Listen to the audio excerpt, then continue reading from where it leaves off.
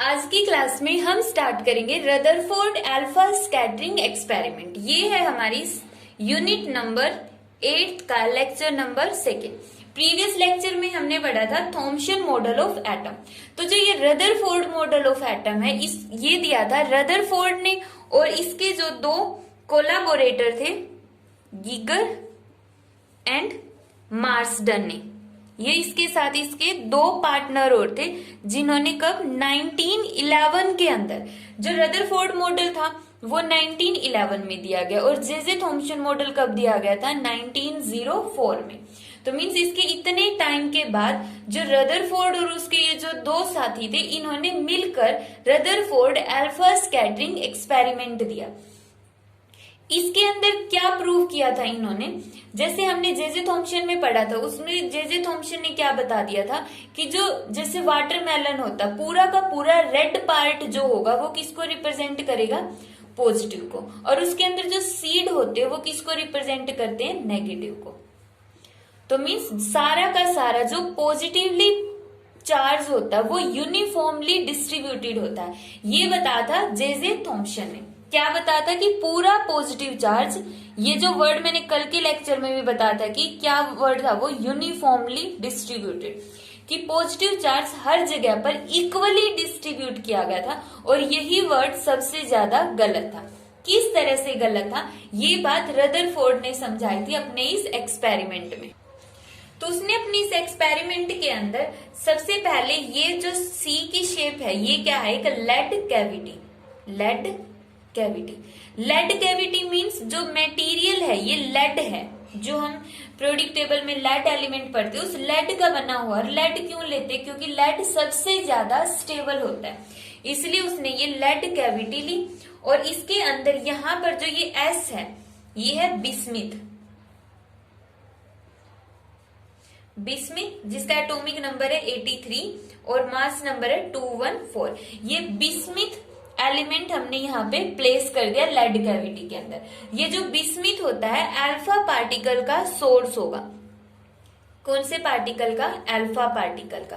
अब जो ये अल्फा पार्टिकल क्या होते हैं, न्यूक्लियस ऑफ हीलियम का न्यूक्लियस। हीलियम का मतलब 2He4, ये क्या हो गया, हीलियम एटम। अब इसका मीनिंग है कि यहाँ पर न्यूक्लियस है और इसके बाहर जो इसका एटॉमिक नंबर है उतने ही नंबर ऑफ क्या होंगे, इलेक्ट्रॉन। 2 इलेक्ट्रॉन जो इसके बाहर रिवॉल्व कर रहे हैं, जितने इलेक्ट्रॉन है उतने ही इसके अंदर प्रोटॉन। एटॉमिक मास कितना होता है, 4। तो देखो कोई भी न्यूक्लियाई होती है ना, ये क्या होता है, इसका एटॉमिक नंबर Z। जितना उसका एटॉमिक नंबर होगा उतने ही उसके अंदर नंबर ऑफ प्रोटॉन होंगे, और जो इसका मास नंबर होता है जिसको हम रिप्रेजेंट करते हैं A से, मास नंबर किसके इक्वल होता है, number of proton plus number of neutron, number of proton plus number of neutron. तो इसके अंदर क्या है, नंबर ऑफ प्रोटॉन और नंबर ऑफ न्यूट्रॉन। प्रोटॉन हमने बता दिए, इसमें प्रोटॉन कितने हैं, 2। तो 2 तो प्रोटॉन है, तो बच गए कितने, 2 न्यूट्रॉन। तो न्यूक्लियस के अंदर 2 प्रोटॉन होंगे और 2 न्यूट्रॉन होंगे, और जितने प्रोटॉन है उतने ही इलेक्ट्रॉन होंगे, ताकि पूरा एटम क्या रहे, न्यूट्रल रहे। तो जो इलेक्ट्रॉन है वो बाहर रिवॉल्व करते। तो इसका न्यूक्लियस जो होगा जिसमें 2 प्रोटॉन और 2 न्यूट्रॉन है, इसी को अल्फा बोलते हैं। अल्फा का मतलब 2 प्रोटॉन और 2 न्यूट्रॉन, मींस जिसके ऊपर 2 प्रोटॉन के जितना चार्ज हो, 2 मल्टीप्लाई बाय 1.6 इंटू 10⁻⁻19, ये इसके ऊपर चार्ज होता है। किसके ऊपर, अल्फा पार्टिकल के ऊपर चार्ज होगा इतना। तो यहाँ पर जो बिस्मिथ हमने लिया वो अल्फा पार्टिकल का सोर्स लिया है। यहाँ से जो ये रेज आ रही है वो किसकी है, अल्फा पार्टिकल की रे है, ये डॉटेड है, ये क्या है, अल्फा पार्टिकल है। उसके बाद हमने यहाँ पे कोलीमेटर ले लिए। कोलीमेटर मीन लेड स्लिट, या फिर हम इसको बोलेंगे कोलीमेटर। जैसे ही अब यहाँ से जैसे लेड के अंदर से अल्फा रेज निकलेगी वो इधर उधर फैल जाएगी, ऐसे कोशिश करेगी ना फैलने की, तो इसको रोकने के लिए, इसको एक सीधी लाइन में पास करवाने के लिए हमने लेड की स्लिट रख दी है। जो जैसे हम यहाँ पे स्लिट रख देंगे तो जो ये इधर उधर लाइन जा रही है ये यहाँ पर नहीं जाएगी, बिल्कुल कैसी पास होगी, फिर सीधी पास होगी। तो लेड स्लिट का मेन यूज होता है इसको स्ट्रेट पाथ में फ्लो करवाना। उसके बाद यहाँ पर ये जो चीज हमने ली है, इसको, इस वाले पार्ट को हम बोलते हैं गोल्ड फॉइल। ये जो है इसको हम बोलेंगे गोल्ड फॉइल। जो ये गोल्ड फॉइल हमने ली, इसकी जो थिकनेस है वो है 2.1 इंटू 10⁻⁻7 मीटर। अब -7 का मतलब 2.1 डिवाइड बाई 10⁻7 मीटर। अब देखो 1 मीटर जितना होगा, 1 metre means 100 centimetre, 100 centimetre means 1 divide by 10⁻²। ये होगा ना 1 सेंटीमीटर का मतलब इतना हो गया, ठीक है। अब यहां पर हमें करना है डिवाइड बाई 10⁻7। 1 सेंटीमीटर इतनी लेंथ हो गई, 1 सेंटीमीटर हो गई इतनी लेंथ। ये तो हो गया 1 सेंटीमीटर मीन्स 1 बाई 10⁻²। और इसी तरह हमें पावर 1 मीटर को कहां तक रिड्यूस करना है, 10⁻7 तक। तो सोच के देखो कितनी स्मॉल होगी। अगर मैं ये भी खींच देती हूँ ना इस तरह से, ये भी क्या है, काफी ज्यादा मोटी है इस गोल्ड फॉइल के कंपैरिजन में। तो यहाँ पर जो हमने गोल्ड फॉइल लिया ना बिल्कुल थिन ली है, इतनी थिन है कि 2.1 इंटू 10⁻⁻7 मीटर। जैसे ये पेज अगर हम ले लेंगे तो इस पेज की जो ये थिकनेस है ना, ये यहाँ पे जो थिकनेस हम देख पा रहे इससे भी ज्यादा ये थिन है जो ये गोल्ड फॉइल हमने लिए। और ये हमने यहाँ पे स्पॉट के लिए लगा दिया जो गोल्ड फॉइल को यहाँ पे पकड़ कर रखेगा। ये हमने रख दिया जिंक सल्फाइड की स्क्रीन, जिंक सल्फाइड की स्क्रीन, जिंक सल्फाइड की स्क्रीन हमने रख दी है। और यहां पर साथ में हमने एक डिटेक्टर लगा दिया है, डिटेक्टर, रोटेबल डिटेक्टर जो रोटेट कर सकता है। जैसे मार्कर हो गया, इसको हम रोटेट कर सकते हैं पूरे सर्कल के अंदर, तो ये पूरे सर्कल में रोटेट कर सकता है, डिटेक्टर हो गया। और इसका दूसरा नाम हम क्या बोलेंगे, माइक्रोस्कोप, माइक्रोस्कोप हो गया, ठीक है। अब इसका मेन यूज क्या होगा हम इसकी थ्योरी के अंदर पढ़ेंगे। तो अभी इस एक्सपेरिमेंट के अंदर हो क्या रहा है, इस एक्सपेरिमेंट में जो ये एस हमने बिस्मिथ का सोर्स लिया है, एस वो रेडियो एक्टिव सोर्स है, रेडियो एक्टिव सोर्स है। इसीलिए इसके अंदर से क्या निकल रहा है, अल्फा रेज। यहां से जो अल्फा रेज जाएंगी वो गोल्ड फॉइल, गोल्ड फॉइल अब दिखने में तो ये हमने सिर्फ एक लाइन बनाई हुई ना, एक्चुअल में जो ये फॉइल है वो इस शेप की हो सकती, किसी भी शेप की ली हो इन्होंने। जैसे मान लिया हमने जो फॉइल लिया वो इस शेप की, ये हमने फॉइल ले लिया। अब जो अल्फा के पार्टिकल होंगे वो क्या करेंगे, यहाँ पर टकराएंगे। अल्फा की जो रेज होगी, ये यहाँ से जो अल्फा पार्टिकल आए वो यहाँ पे टकराएंगे, जो ये हमने गोल्ड की फॉइल ली है। और यहां से टकराने के बाद मींस जैसे ये पेज हो गया, इस पेज में से निकलकर ये जो गोल्ड फॉइल, मान लो इस पेज की गोल्ड फॉइल की बजाय ये पेज है यहाँ पर। अब इसके अंदर क्या होगा कि जो अल्फा पार्टिकल है वो इस साइड से एंटर करेंगे और इस साइड से निकल जाएंगे। क्यों निकलेंगे, क्योंकि देखो उस टाइम तक रदरफोर्ड को नहीं पता था एटम की स्ट्रक्चर, बट आज के टाइम पर हमें पता है कि एटम की स्ट्रक्चर होती है इस तरह से, पॉजिटिव और उसके अराउंड में इलेक्ट्रॉन रिवॉल्व कर रहे हैं। तो यहाँ पर जो गोल्ड फॉइल है ना वो भी कुछ इसी तरह की है, इस तरह से। वहां पर भी बहुत सारे एटम्स लगे हुए। इन्होंने माना कि जो गोल्ड फॉइल की थिकनेस है वो 10⁻⁻7 मीटर, वो इतनी पतली है, इतनी थिन है कि हम ये बोल सकते हैं कि यहाँ पर एक एटम रखा हुआ, दूसरा एटम यहाँ पर रखा हुआ, तीसरा एटम यहाँ पर, सिर्फ एक एक एटम की लेयर है। एक तो हो गया जैसे ये बुक हो गई है, यहाँ पर तो इतने सारे पेजेस की ये लेयर बन गई, इतने सारे पेजेस की लेयर। और उसके कंपैरिजन में अगर हम सिर्फ एक ये पेज ले लें, एक पेज ले लें, तो अब ये क्या है, सिर्फ एक पेज है। तो यहाँ पर हमने जो गोल्ड फॉइल लिया वो सिर्फ एक एक एटम की लेयर है, यहाँ पे एक लेयर बन गई और उस सारी लेयर में सिर्फ एक एक एटम लगे, एक एक एटम इस लाइन में, एक एक एटम इस लाइन में, और इसी तरह इस लाइन में भी सिर्फ एक एक एटम लगे हुए। तो इस तरह से यहाँ पे जो गोल्ड फॉइल की ये हो गई। अब यहाँ से जो अल्फा पार्टिकल जा रहे हैं, तो इन्होंने देखा कि या तो अल्फा पार्टिकल यहाँ से बीच वाले स्पेस से निकल कर चले जाएंगे, या वो न्यूक्लियस से टकराएंगे, या फिर इलेक्ट्रॉन से टकराएंगे। तो इन्होंने जो ऑब्जर्वेशन दी थी वो ऑब्जर्वेशन क्या थी हम देखते हैं। ये इन्होंने जो गोल्ड फॉइल की स्ट्रक्चर एक्चुअल में इस तरह से मानी। उस टाइम पे रदरफोर्ड को नहीं पता था कि यहाँ पे पॉजिटिव और यहाँ पे इलेक्ट्रॉन्स रिवॉल्व कर रहे हैं। क्यों? क्योंकि जो जे थॉम्सन ने तो ये बताया था कि इस तरह से पॉजिटिव और नेगेटिव होता है।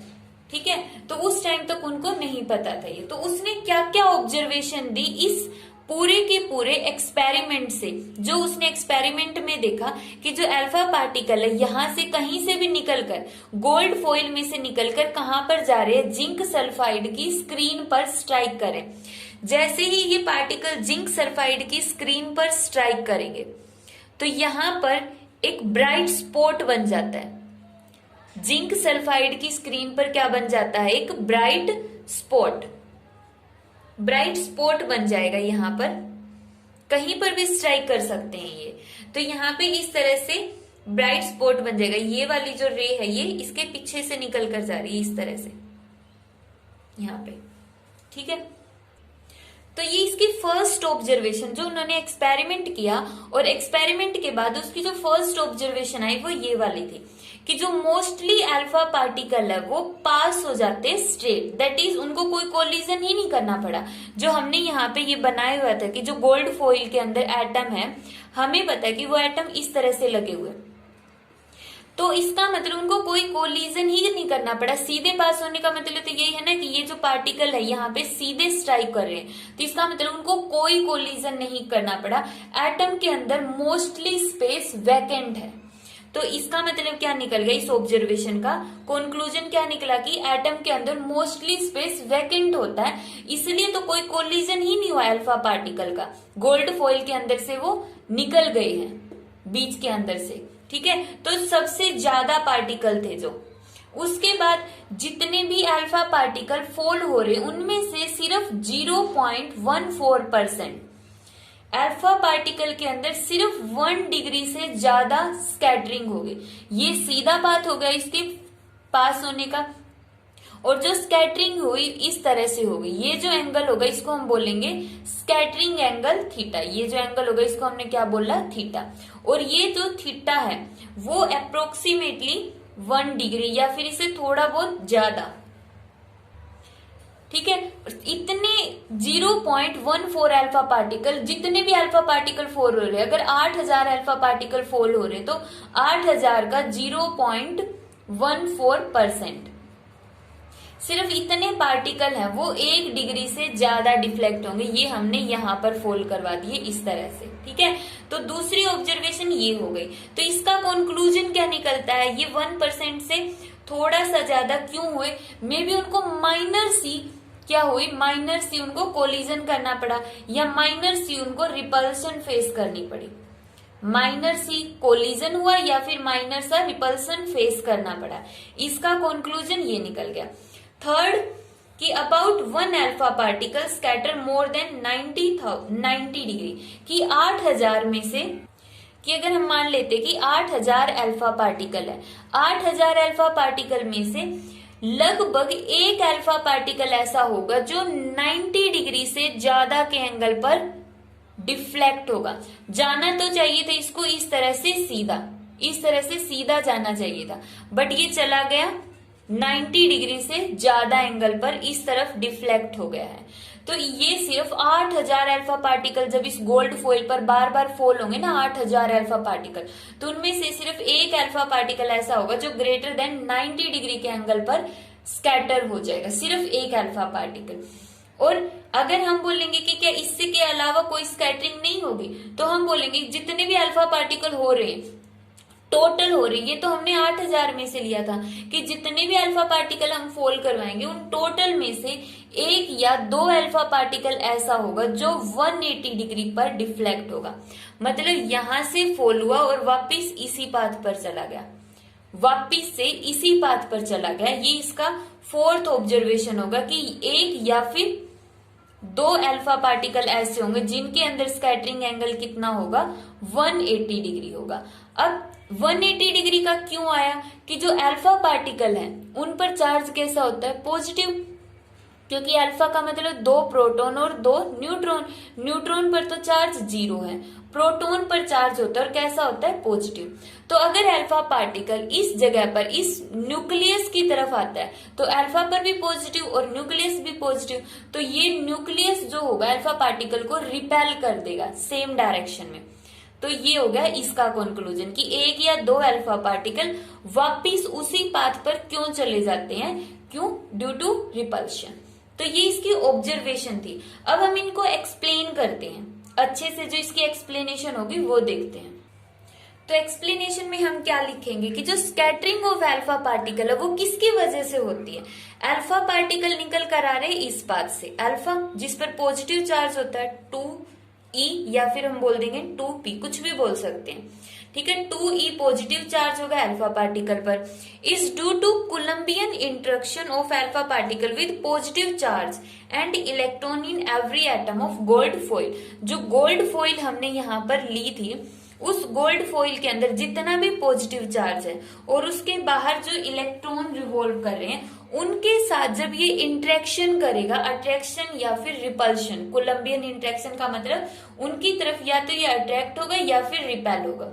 तो उस रिपल्शन की वजह से या उस अट्रैक्शन की वजह से ये अल्फा पार्टिकल क्या होंगे, स्कैटर होंगे, ठीक है। तो यहां से या तो पॉजिटिव इसको रिपेल करके स्कैटर कर देगा, दूसरे पाथ में सीधा जा रहा था लेकिन पॉजिटिव आ गया तो इसने रिपेल करके ऐसे भेज दिया, या ऐसे भेज सकता है, ऐसे भेज सकता है, कोई भी डायरेक्शन में इसको स्प्रेड कर सकता है, स्कैटर कर सकता है, या फिर इलेक्ट्रॉन के साथ इसका कोलिजन होगा, ठीक है। जिसका इलेक्ट्रॉन के साथ अगर अल्फा पार्टिकल का कोलिजन होगा तो इफेक्ट बहुत कम पड़ेगा, बट फिर भी हम बोल देते हैं कि थोड़ा सा उसके अंदर डिफ्लेक्शन आ जाएगा। तो पॉजिटिव चार्ज और इलेक्ट्रॉन के साथ इंटरेक्शन की वजह से अल्फा पार्टिकल में क्या हो गई, स्कैटरिंग। अब जो हमने फर्स्ट ऑब्जर्वेशन में हमने क्या देखा था कि लगभग almost all alpha particle pass straight, सभी नहीं बोला हमने, ऑलमोस्ट मतलब मोस्टली अल्फा पार्टिकल है वो स्ट्रेट हो गए। दैट मीन्स इसने क्या कंक्लूजन दिया, that means most of space in atom is empty. Most of space in atom is empty, कि एटम के अंदर मोस्टली सारा स्पेस क्या है, एम्प्टी है। अब सारा स्पेस एम्प्टी है तो ये प्रोटॉन, न्यूट्रॉन, वो सारे के सारे कहां पर गए, क्वेश्चन ये आता है।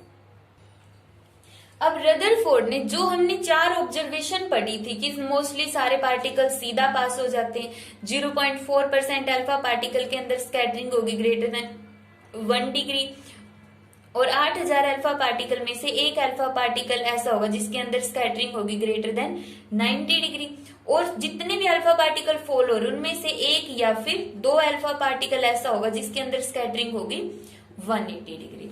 तो इन सभी के लिए उसने कंक्लूजन निकाला, पूरा एक्सपेरिमेंट किया, और जैसे हम रिजल्ट देते हैं ना एक रिजल्ट, तो उसने रिजल्ट दिया कि entire positive charge of atom must be concentrated in a tiny central core of atom. जो इसका मेन पॉइंट है एक्सपेरिमेंट का, इसने क्या बताया कि जैसे जे थॉम्सन ने कहा था पूरा चार्ज यूनिफॉर्मली डिस्ट्रीब्यूटेड। अब हम देखते कि वो यूनिफॉर्मली वर्ड गलत कहां पर था। जे थॉम्सन ने तो कहा यूनिफॉर्मली डिस्ट्रीब्यूटेड, बट रदरफोर्ड ने कहा कि जो पूरा का पूरा पॉजिटिव चार्ज है वो हर जगह यूनिफॉर्मली नहीं फैला हुआ है, बल्कि एक टीनी सेंट्रल कोर में, सेंट्रल मींस बीच में कंसंट्रेटेड है। सारा का सारा पॉजिटिव चार्ज और एटम का लगभग सारा मास, सारा पॉजिटिव चार्ज और लगभग सारा मास पूरे एटम के बीच में एक सेंटर के अंदर, सेंट्रल कोर के अंदर पूरा का पूरा चार्ज और लगभग पूरा का पूरा मास है वो कंसंट्रेटेड है, और चार्ज भी कैसा, पॉजिटिव वाला चार्ज। अब इसने इलेक्ट्रॉन के बारे में अभी तो कुछ नहीं बताया, सिर्फ ये बताया है, तो जिसको बाद में किसका नाम दे दिया था, न्यूक्लियस का। तो उस टाइम तक साइंटिस्टों को एटम का नहीं पता था, एटम की स्ट्रक्चर उनके लिए ये थी जो जे थॉम्सन ने दी थी। बट रदरफोर्ड ने बताया कि ये जो जे ने ये बात कही थी, जे थॉम्सन ने, कि पॉजिटिव चार्ज यूनिफॉर्मली डिस्ट्रीब्यूटेड है, यूनिफॉर्मली डिस्ट्रीब्यूटेड नहीं है, एक जगह पर सारा का सारा पॉजिटिव चार्ज छोटे से रीजन के अंदर कंसंट्रेटेड है, और वो छोटा सा रीजन कितना है, 10⁻⁻15 मीटर।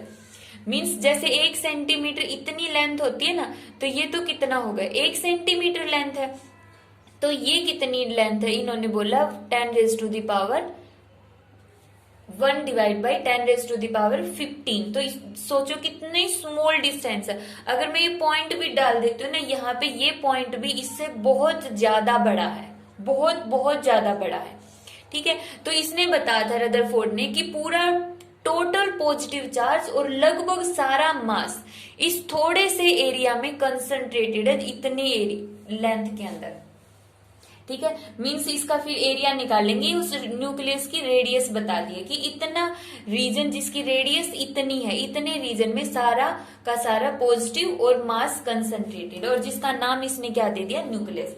तो यहां से एक चीज समझ में आई कि रदरफोर्ड ने 1911 ईस्वी में न्यूक्लियस के बारे में बताया था सबसे पहले। तो इलेक्ट्रॉन की डिस्कवरी कब हुई थी, 1897 में। किसने की थी, जे थॉम्सन ने इलेक्ट्रॉन की डिस्कवरी।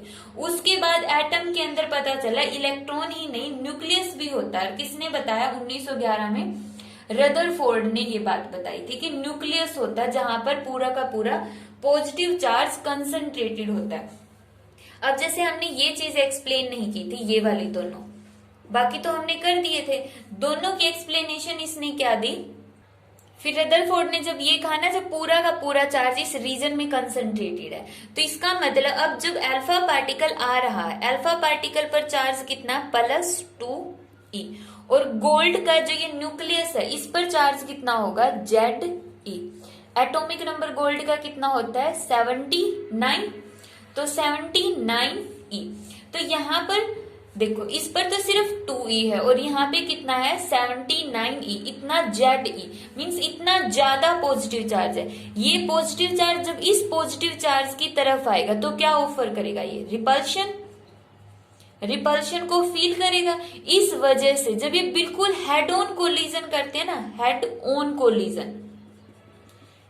कोलिजन, बिल्कुल इसकी सीध में जब ये आ रहा होगा, इसके बिल्कुल सीधा इसको स्ट्राइक करने की कोशिश करेगा अल्फा पार्टिकल, तो ये जो न्यूक्लियस होगा इसको रिपेल कर देगा, और इसकी वजह से ये 180 डिग्री पर रिफ्लेक्ट हो जाता है। तो ये बात रदरफोर्ड ने एक्सप्लेन की थी कि 180 डिग्री पर क्यों रिफ्लेक्ट होता है, क्योंकि वहां पर एक जगह ऐसी है एटम के अंदर जहां पर सारा पॉजिटिव चार्ज बस उसी जगह पर है, बाकी जगह पर कहीं पर भी पॉजिटिव चार्ज नहीं है, इसलिए सारे पार्टिकल सीधे चले गए, उनके अंदर डिफ्लेक्शन नहीं हुई। बट एक पार्टिकल ऐसा जिसमें इतनी हाई डिफ्लेक्शन हुई, क्योंकि सारा पॉजिटिव चार्ज एक ही जगह पर इकट्ठा है। दूसरा, फिर कुछ 1 या 2 अल्फा पार्टिकल ऐसे थे जिनमें क्या हुआ, 8000 अल्फा पार्टिकल में से एक अल्फा पार्टिकल ऐसा था जिसमें थीटा कितना था, ग्रेटर देन 90 डिग्री। ये क्यों आया, सबसे पहले यहाँ पे फोर्स देख लेते कि कितने फोर्स से इसने रिपेल किया। कूलम्स लॉ, 1/4πε0 Q1 की वैल्यू 2e, Q2 की वैल्यू Ze, और इनके बीच की डिस्टेंस हम मान लेते हैं r²। ये r की वैल्यू क्या होती है बाद में हम नेक्स्ट टॉपिक में पढ़ेंगे। तो ये इतनी रिपल्शन को ये ऑफर करता है, इतने फोर्स से ये इसको रिपेल करेगा, तभी ये सेम बात में आएगा। अब हम देखते हैं कि थीटा ग्रेटर देन 90 डिग्री होगा, तो इसका रीजन क्या हुआ। इसके लिए इन्होंने लिया, ये एटॉमिक न्यूक्लियस होगा जहां पर पूरे के पूरे एटम का मास कंसंट्रेटेड है। अगर पार्टिकल बिल्कुल सीधा आएगा तो वो क्या होगा, रिपेल हो जाएगा इसी बात से, तो थीटा कितना होगा, 180 डिग्री। अगर पार्टिकल बिल्कुल दूर से चला गया तो कोई रिपल्शन नहीं होगा, मोस्टली अल्फा पार्टिकल इसी वजह से कैसे जा रहे हैं, सीधा। बट अगर कोई अल्फा पार्टिकल इसके थोड़ा सा नजदीक आने की कोशिश करेगा, तो इस अल्फा पार्टिकल आ रहा है ना, उस पर कितना चार्ज है, +2e, और इस पर भी कितना चार्ज है, प्लस चार्ज है। तो इसकी वजह से ये अल्फा पार्टिकल सीधा ना जाके थोड़ी सी डिफ्लेक्शन आ गई। ये डिफ्लेक्शन हमने कितनी मानी, ग्रेटर देन 1 डिग्री। इसी तरह यहां पर भी कितनी डिफ्लेक्शन आ गई, ग्रेटर देन 1 डिग्री। ठीक है, अगर पार्टिकल थोड़ा सा और नजदीक से जाएगा, और नजदीक से गया तो अब तो इसके बिल्कुल नजदीक आने लगा ना, तो इसको और ज्यादा रिपेल करेगा, और कितने डिग्री पर रिपेल कर देगा, देखो एंगल थीटा। अब यहाँ पे चला गया रिपल्शन की वजह से, तो थीटा क्या होगा, ग्रेटर देन 90 डिग्री।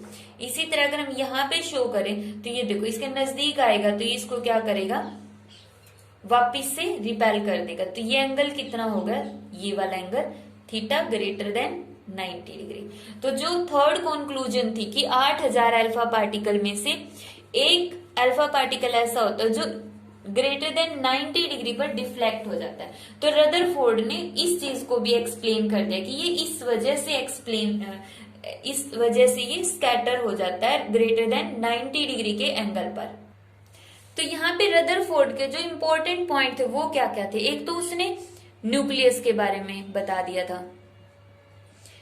कि पूरा का पूरा चार्ज और पूरा का पूरा मास है जो वो एक ही रीजन के अंदर कंसंट्रेटेड है, तो इसने न्यूक्लियस की डिस्कवरी कर दी थी। दूसरा इसने ये बताया कि साइज ऑफ न्यूक्लियस कितना होता है, साइज ऑफ न्यूक्लियस कितना होगा, इसने सेकंड पॉइंट ये बताया। कितना बताया कि उसने बताया कि जो न्यूक्लियस की रेडियस है वो कितनी होगी, 10⁻⁻⁻15 मीटर होगी। थर्ड पॉइंट इसने बताया कि जो इलेक्ट्रॉन है वो न्यूक्लियस के अराउंड में रिवॉल्व करते हैं, अराउंड द न्यूक्लियस रिवॉल्व करते हैं in circular orbit. Circular orbit में सर्कल में रिवॉल्व करेंगे। अब रिवॉल्व कैसे करेंगे वो हम बाद में पढ़ते हैं। तो इसने बताया कि न्यूक्लियस के अराउंड में इलेक्ट्रॉन रिवॉल्व करेंगे। अब इसने इतनी सारी चीजें तो बता दी, बट इसकी लिमिटेशन क्या थी, फिर रदरफोर्ड मॉडल को भी हमने रिजेक्ट कर दिया था। जे थॉम्सन मॉडल में तो हमने पढ़ा था कि ना तो उसने न्यूक्लियस का बताया था और ना ही उसने ये बताया कि जो रदरफोर्ड के मॉडल में ये जो अल्फा पार्टिकल स्कैटर हो रहे हैं, जे थॉम्सन का मॉडल तो उनको एक्सप्लेन ही नहीं कर पाया कि क्यों एंगल 180 डिग्री पर डिफ्लेक्ट हुआ, या फिर थीटा 90 डिग्री पर क्यों डिफ्लेक्ट हुआ, या फिर जो अल्फा पार्टिकल है वो मोस्टली सीधे क्यों चले गए। इसके बारे में जे थॉम्सन का मॉडल कुछ नहीं बता रहा था, इसलिए उसको रिजेक्ट कर दिया। फिर रदरफोर्ड मॉडल को रिजेक्ट क्यों किया, तो रदरफोर्ड मॉडल की जो लिमिटेशन थी वो फर्स्ट लिमिटेशन क्या है कि according to classical electromagnetic theory, जो लोरेंट्स नाम का एक साइंटिस्ट था, लोरेंट्स, उसने अपनी एक थ्योरी दी थी, उस थ्योरी का इसने यूज किया। रदरफोर्ड ने क्या कहा कि हम लोरेंट्स इक्वेशंस का यूज करेंगे। तो उस क्लासिकल इलेक्ट्रोमैग्नेटिक थ्योरी में क्या बताया गया था कि अगर कोई भी पार्टिकल रिवॉल्व कर रहा है तो वो रिवॉल्विंग पार्टिकल जो होता है हमेशा एनर्जी को रेडिएट करेगा। अगर कोई पार्टिकल रिवॉल्व कर रहा है तो वो रेडिएशंस को एमिट आउट करेगा। तो इसमें जो इलेक्ट्रॉन है वो देखो रिवॉल्व कर रहा है न्यूक्लियस के अराउंड में, तो यहाँ पर इसको जो इलेक्ट्रॉन को रिवॉल्व करने के लिए जो सेंट्रीपिटल फोर्स होगा, जो सेंट्रीपिटल फोर्स होगा, वो सेंट्रीपिटल फोर्स कौन प्रोवाइड करता है, positive charge of nucleus. Nucleus का पॉजिटिव और इलेक्ट्रॉन का नेगेटिव, इनमें अट्रैक्शन होगी। इसकी वजह से क्या होगा, जो ये इलेक्ट्रॉन है सेंट्रीपिटल फोर्स को गेन कर लेगा। और ये जो सेंट्रीपिटल फोर्स है कौन दे रहा है, यहाँ पे न्यूक्लियस दे रहा है। और इस सेंट्रीपिटल फोर्स की वजह से जो इलेक्ट्रॉन रिवॉल्व करता रहेगा। अब रिवॉल्विंग इलेक्ट्रॉन, जो रदरफोर्ड ने कहा कि जो रिवॉल्विंग इलेक्ट्रॉन है वो एनर्जी को रेडिएट करेगा। यहां से क्या एनर्जी रेडिएट कर दी, कुछ एनर्जी बाहर चली गई। अब एनर्जी कम हो गई तो उसका सर्कल छोटा हो गया, फिर उसने दोबारा से इस सर्कल में गया, फिर एनर्जी रेडिएट कर दी, कुछ एनर्जी फिर बाहर निकाल दी, अब इसका सर्कल थोड़ा और छोटा हो गया। यहाँ पे गया, फिर एनर्जी उसने रेडिएट कर दी। इस तरह से उसकी एनर्जी बार बार रेडिएट हो रही है और इसकी वजह से वो लास्ट में जाके न्यूक्लियस के अंदर गिर जाएगा, क्योंकि बार बार अगर उसका सर्कल छोटा होगा तो यहाँ पे आके उसके पास एनर्जी रह गई, इलेक्ट्रॉन के पास कम, और न्यूक्लियस पर चार्ज पॉजिटिव ज्यादा है, तो ज्यादा अट्रैक्शन की वजह से न्यूक्लियस में इलेक्ट्रॉन गिर गया। अब इसने कहा कि इलेक्ट्रॉन है वो fall in nucleus. Electron nucleus में गिरने का मतलब क्या है कि atom is not stable, atom is not stable. ये रदरफोर्ड के अकॉर्डिंग है कि एटम स्टेबल नहीं है। और अगर एटम स्टेबल नहीं है तो इसका मतलब तो कुछ भी चीज पूरे वर्ल्ड में स्टेबल ही नहीं है, चाहे वो कोई बिल्डिंग हो गई या फिर ये मार्कर होगा, कुछ भी चीज स्टेबल नहीं है, वो अपने आप ही गिर जाएगी अपने आप ही। जैसे मार्कर अगर इसको मैं रख दूं, ये स्टेबल ही नहीं है तो ये अपने आप ही अब क्या हो जाएगा, गिर जाएगा, टूट जाएगा थोड़ी ही देर में। बट ऐसा तो नहीं होता, ये तो स्टेबल है, हर एक एटम क्या है, स्टेबल है। तो उस स्टेबिलिटी को ये एक्सप्लेन नहीं कर पाया। इसके अकॉर्डिंग जो इसके मॉडल ने ये बता दिया कि इलेक्ट्रॉन रिवॉल्व करता रहेगा स्पाइरल ऑर्बिट्स में और न्यूक्लियस में गिर जाएगा, इसके अकॉर्डिंग एटम है वो अनस्टेबल हो गया। तो ये थी इसकी फर्स्ट लिमिटेशन। अब इसकी सेकंड लिमिटेशन थी कि atom should emit continuous spectrum. जो एटम होते हैं उनका स्पेक्ट्रा कैसा होना चाहिए, जो उसका स्पेक्ट्रा है वो कंटिन्यूअस स्पेक्ट्रा होना चाहिए। बट जो हम एक्सपेरिमेंट करेंगे नेक्स्ट आने वाले जो लेक्चर्स होंगे उसमें जब हम स्पेक्ट्रा के बारे में पढ़ेंगे तो हमने ऑब्जर्व किया, ये एक्सपेरिमेंटली हमें मिला लाइन स्पेक्ट्रम। अब है तो मिलना तो क्या चाहिए, इसके मॉडल के अकॉर्डिंग, रदरफोर्ड मॉडल के अकॉर्डिंग हमें कंटिन्यूअस स्पेक्ट्रा मिलना चाहिए कि जो एनर्जी है वो कंटिन्यूअस होनी चाहिए। बट हमें मिला लाइन स्पेक्ट्रम, इस तरह से हमें लाइन स्पेक्ट्रम मिला। अब ये स्पेक्ट्रा नहीं है, ये सिर्फ एग्जाम्पल दिया मैंने, स्पेक्ट्रम हम नेक्स्ट लेक्चर्स में पढ़ेंगे। तो ये थी इसकी सेकेंड लिमिटेशन।